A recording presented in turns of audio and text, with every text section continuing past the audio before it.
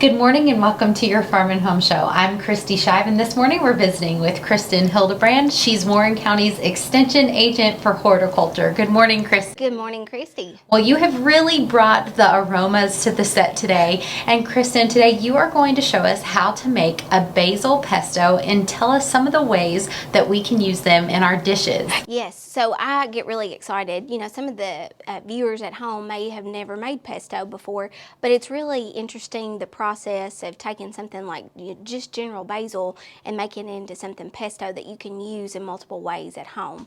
So pesto you can use on fish, you can use with your pasta, you can put it on bread or crackers, you can also add it in with your soups at home. There's just a lot of different ways that you can use pesto, and it's also great when it's actually, you can put it in the fridge and store it, you know, for a week, or you can actually put it in the freezer and keep it for about 3 to 6 months.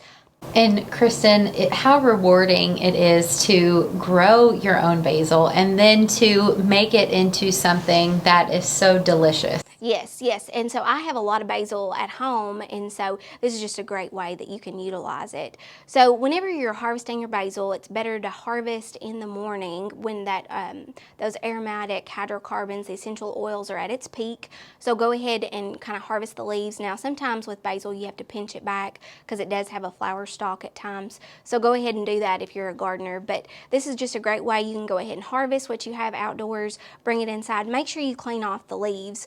Remember the indoor garden that we had here at the office? I do. Well, it had 2 different kinds of basil. So sweet basil, which is what you have pictured right there, is really pretty, and then it also had some holy basil to it. So, and the basil there is a little bit smaller leaf than in comparison to that one, and that one's also got Aristotle basil. So there's just a lot of different basil types that you can have. So just use whatever you have. But to make your pesto, you're just going to wash these off, kind of damp them dry, which we've already done, and add it to a food processor. Some people will say, Kristin, do you remove the stems? And I'm like, well, it blends very, very well. So It all gets chopped up in that food processor. very well, yes. So anyway, that's a cup.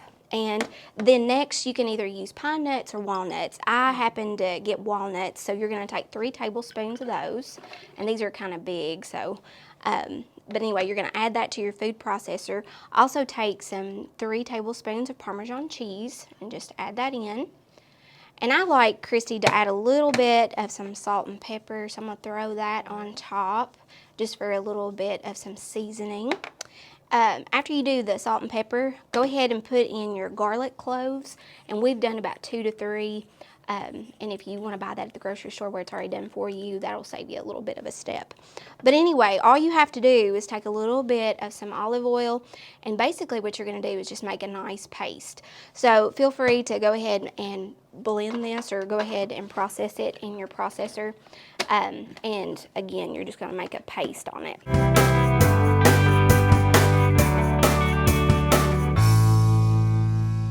So I'm going to add just a little bit more here.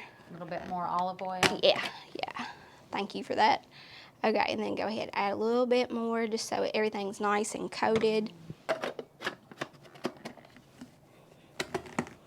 Make sure that clicks in.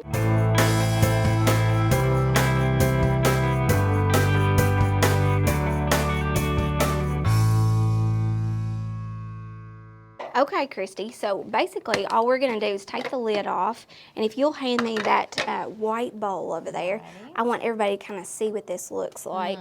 Yeah. And I always say this, but I wish the viewers could smell it. What we smell on set. It smells so good. Yeah, and oh my gosh, you know, when it's nice, when you have it fresh, you know, it really does make the difference, and the flavor is definitely there as well.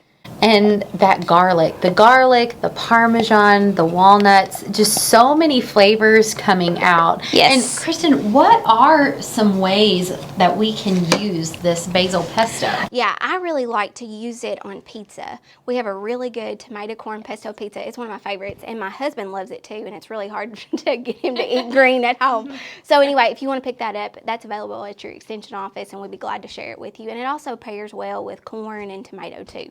So many ways that we can use this basil pesto. We can use this fresh basil from our garden. Kristin, thank you so much for being with us today. And if you are watching, be sure to stay tuned to see how we use this basil pesto tomorrow. Thanks for watching, and we hope you have a great day.